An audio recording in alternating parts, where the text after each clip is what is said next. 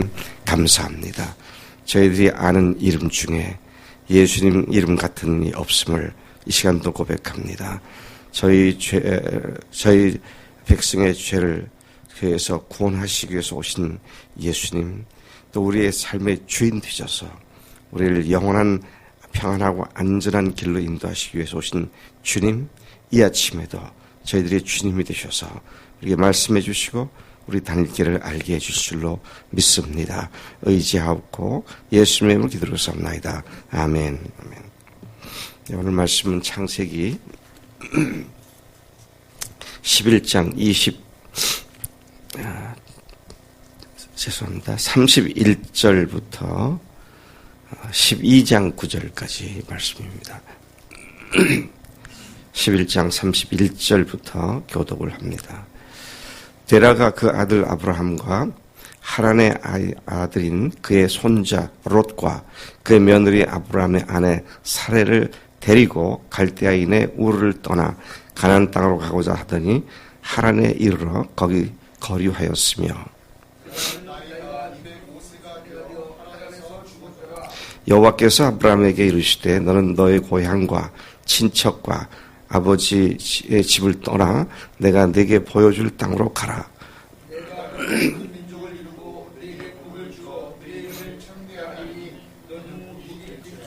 너를 축복하는 자에게는 내가 복을 내리고 너를 저주하는 자에게는 내가 저주하리니 땅의 모든 족속이 너로 말미암아 복을 얻을 것이라 하신지라.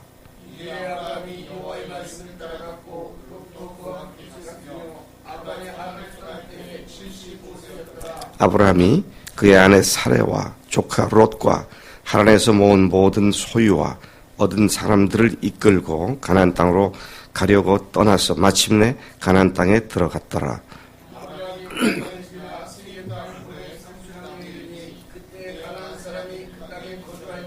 여호와께서 아브라함에게 나타나 이르시되 내가 이 땅을 내 자손에게 주리라 하신지라.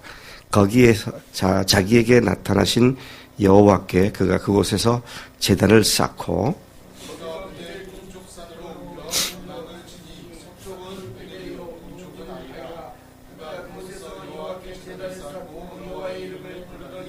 점점 남방으로 옮겨갔더라. 아멘. 네.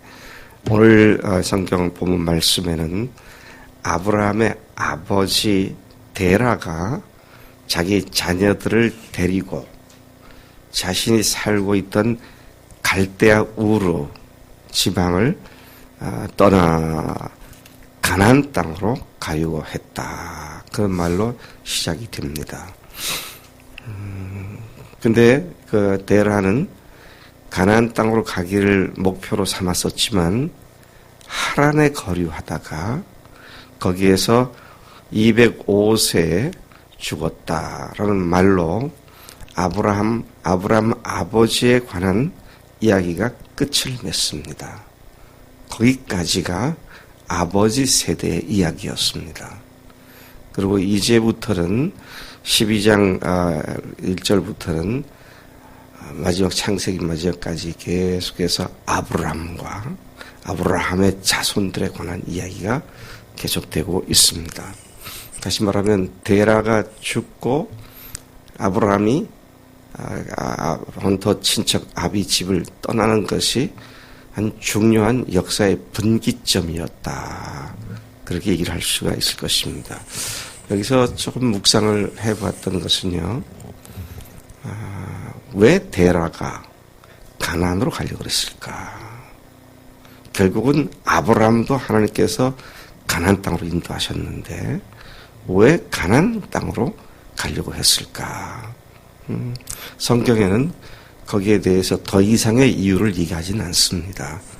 그러나 아브라함이 훗날 하나님의 인도하심을 받아 갈 바를 알지 못하고 떠났다라고 할 때 결국 도착한 것이 가나안이었고 그곳에서 하나님께서 오늘 본문 말씀처럼 이 땅을 내게 주리라 그렇게 말씀하신 걸 보면 데라나 아브라함이나 이 가나안 땅에 대한 목표 의식이 있었구나 그런 생각을 해보게 됩니다.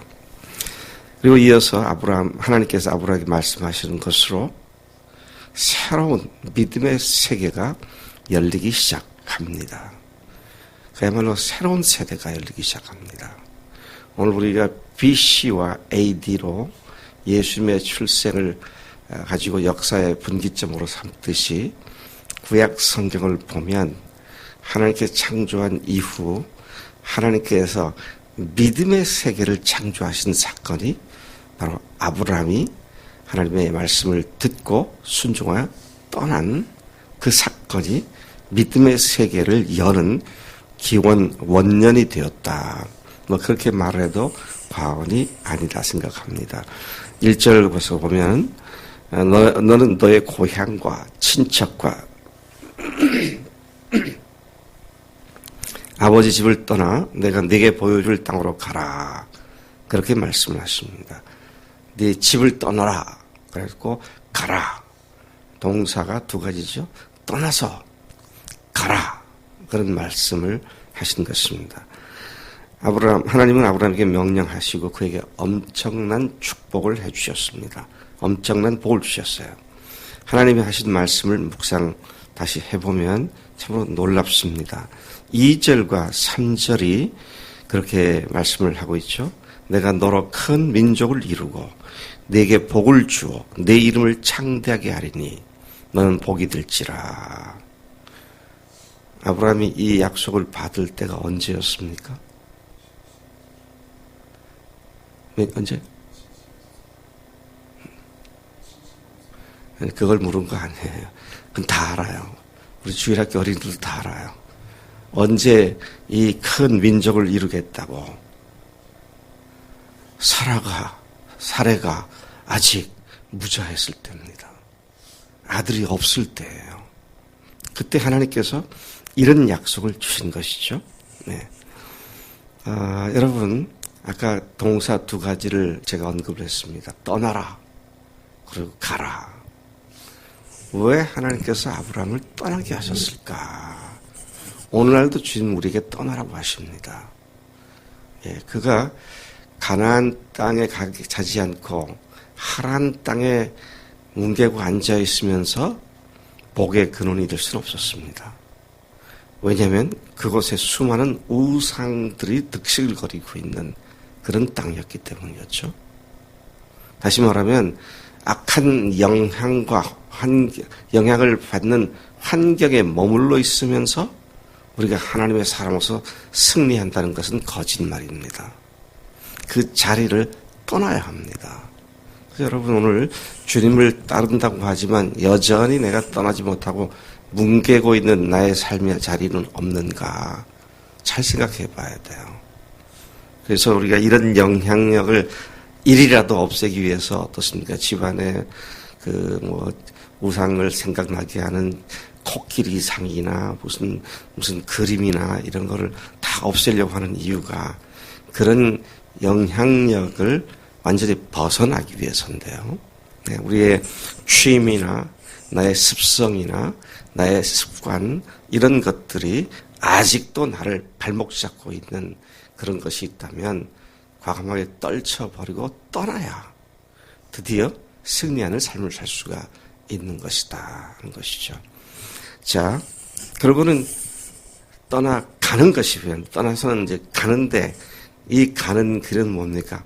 하나님과 동행하는 길이었습니다. 하나님과 함께하는 길이었고요. 하나님의 인도하심을 적극적으로 받는 그런 길이었다. 그 사실을 말씀해 주고 있는 것입니다. 2, 3절에 나와 있는 아브라함에게 약속된 복을 정리해 보면 한 5가지로 얘기할 수 있겠더라고요. 첫째는 너로 큰 민족을 이루겠다. 아직 자식이 없을 때에 하나님께서 너로 큰 민족을 이룬다. 가능성이 없어 보이는 가운데 하나님의 새로운 민족을 너를 통해 만들겠다. 그런 선포인 것을 봅니다. 여러분, 예수님 안에서 우리가 받은 복이 어마어마한 거잖아요. 아무것을 갖고 있지 못한 것 같으나 모든 것을 가진 자로서 또 악한 마귀를 능히 제어할 수 있는 믿음을 가진 자로서 너의 너의 이김은 이것이니 곧 내가 마귀를 이겼습니다. 이런 승리가 보장되어 있는 그런 삶에 대한 분명한 인식과 함께 선포, 그리고 주님만을 적극적으로 따르는 이런 삶이 기필코 우리로 하나님께서 약속하신 것을 이루고 누리게 하신다는 것이죠. 둘째 보면 복을 주어 내 이름을 창대케 하겠다. 오늘 예수님 말고요, 전 세계 사람들에게 가장 많이 알려진 이름이 누구냐? 예수님 말고 아브라함입니다. 왜요? 아랍 세계도 다 아브라함을 알고 있잖아요. 내 이름을 창대케 하리라. 그리스도인들을 하나님께서 창대케 하시고 그리스도인의 이름들을 놀라운 사람들로 만드시겠다. 그런 말씀이죠. 여러분, 다니엘 12장 3절 말씀을 혹시 기억하십니까? 예, 많은 사람들을 의 가운데로 인도하는 자는 뭐가 된다고요? 스타가 된다 그랬습니다. 궁창에 많은 별과 같이 될 것이다. 상범아, 앞으로 네가 스타가 되려면 영적인 열매를 많이 맞으면 되는데 그게 비결이야. 무비 스타, 탤런트 스타, 싱어 스타가 되려면 연예인 회사에 어떻게 기어들어가고 거기에서 훈련받고 그렇게 하는 것으로 알고 있지만 그리스도인의 디사이플 스타, 예수 제자 별 스타가 되는 길이 바로 하나님께서 그렇게 만들어주시겠다 약속한 아브라함의 약속에 포함되어 있음을 봅니다. 셋째, 너는 복이 될 것이다. 옛날 성경에는 복의 근원이 될 것이다. 네가 복이다. 네 자신이 복이다. 그렇게 말씀하시죠. 넷째, 나는 너를 축복하는 자를 축복할 것이며 너를 저주하는 자를 저주할 것이다. 야, 참 놀랍습니다. 이것은 예수님의 표상이기도 한데요. 예수님의 이름을 축복하는 자, 예수님의 이름을 저주하는 자에 대한 하나님의 약속의 말씀이기도 하고요. 다섯째를 보면 땅의 모든 족속이 너로 말미암아 복을 얻을 것이다 그랬습니다. 이 세상에 많은 귀한 일들이 있습니다. 특히 어떤 일은 그 일로 말미암아 모든 사람들이, 많은 사람들이 복을 받는 그런 일들이 있죠. 그런데 오늘 이 말씀 보면 믿음의 사람들이 그러한 온 세상에 복을 나눠주는 근원이 된다. 그렇게 말씀하신 걸 봅니다. 여러분, 오늘날 전 세계 모든 나라가 의무 교육 제도를 시행하고 있습니다. 북한도 마찬가지고, 미얀마도 마찬가지고, 전 세계 나라가 모두 다 의무 교육 제도를 하고 있죠. 이게 어떻게 된 줄 아세요? 위대한 교육자가 나와가서 아닙니다. 믿음의 위대한 선배들이 나타나서 모든 사람들이 성경을 읽을 줄 알아야 복음을 들을 수 있구나. 그러니 우리 국가는 우리 자녀들에게 글을 가르치는 교육을 책임져라. 그리고 국민들은 자기 자녀들을 전부 다 학교에 보내서 글을 배우고 익히게 해서, 그래서 어떻게 하려고요? 산업을 발전시키고 국가 부흥과 이거 아니었습니다. 처음에 그와 같은 주장은 오로지 그들이 글을 읽고 예수님을 믿을 수 있도록, 성경을 읽을 수 있도록 그렇게 해야 한다. 그렇게 주장한 대표적인 사람이 마르틴 루터입니다. 그리고요, 그래서 그는 남은 개혁의 사역의 대부분의 시간을 성경을 읽어야 하는 건 읽을 수 있게 해주는 국가가 할 일이고 내가 할 일은 성경 번역하는 거구나. 그래서 그 남은 생애 동안에 독일어 성경을 번역 출판하는 일에 매진했었던 것을 보게 됩니다. 그랬더니 그로부터 한 200여 년 지난 1830년에 드디어 현대 국가 헌법에 처음으로 의무 교육 제도가 명시가 되었는데 그것도 누가 그렇게 했느냐. 매사추세츠 주의 주 장관, 교육부 장관이었던 이제 이름이 생각이 안 나네. 윌리엄, 그 사람이 주장을 하여서 이렇게 만든 것이 현대 국가 헌법의 첫 효시가 되었다. 의무교육제에 대한. 그러니까 이 세상 사람들이요, 그 외에도 수많은 많은 것들이 있는데, 이 세상 사람들은 하나님의 사람들이 믿음으로 선포한 부스러기를 얻어먹고 살고 있다. 그렇게 말을 해도 과언이 아닙니다. 여러분, 아브라함에게 모든 민족이 너로부터 복을 받게 된다. 모든 족속이 너로 말미암아 복을 얻을 것이다. 이런 약속을 한 것을 다시 우리가 보게 됩니다. 4절 말씀에 이 아브라함이 여호와의 말씀을 따라갔고 롯도 그와 함께 갔으며 아브라함이 하란을 떠날 때 75세였더라. 무자한 그가 민족의 조상이 될 것을 바라보며 그리고 나이 75세에 이미 하나님을 믿고 하나님의 인도하신 삶 가운데로 완전히 몸을 담그고 새로운 역사를 시작하게 되었다. 그게 나이 75세니까 그때 당시에는 몇백 년 살았으니까 젊은 나이 아니냐 그렇게 말할지 모르지만 어제 셈의 족보를 보니까 자식을 낳은 것이 대개 30대 초반인 것을 봅니다. 이미 그때 30대 초반에 자녀들을 낳았던 시대입니다. 신약 성경은 죽은 몸과 방불한 사라의 몸에서 이삭이 태어났다. 이런 걸 보면 오늘날의 우리와 크게 다르지는 않았구나. 이런 생각을 하게 되는데 그가 75세에 아들이 없을 때 하나님을 믿고 떠났다. 그래서 이 두 가지가 굉장히 오늘 우리에게 도전을 주는 말씀이죠. 여러분, 이 나이에 이제 너무 늦었어. 이 나이에 내가 다시 성경을 암송하라고 나는 못해. 그런 거 없어요. 주님 앞에서 항상 우리는 복음 안에서 청춘인 줄로 믿습니다. 아침부터 박 목사가 이상한 얘기를 하는구나. 그렇게 얘기하지만 정말 그래요.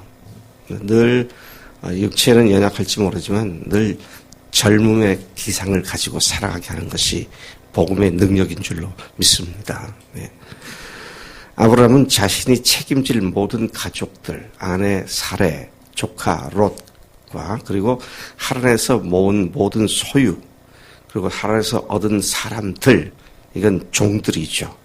그들을 다 이끌고 목적지로 삼았던 가나안 땅에 도착을 하게 됩니다. 5절 아브라함이 그의 아내 사레와 조카 롯과 하란에서 모은 모든 소유와 얻은 사람들을 이끌고 가나안 땅으로 가려고 떠나서 마침내 가나안 땅에 들어갔더라. 이걸 보면은요, 아까 말씀드린 것처럼 그 아브라함도 웬일인지 가나안 땅에 대한 목표 의식이 있었다.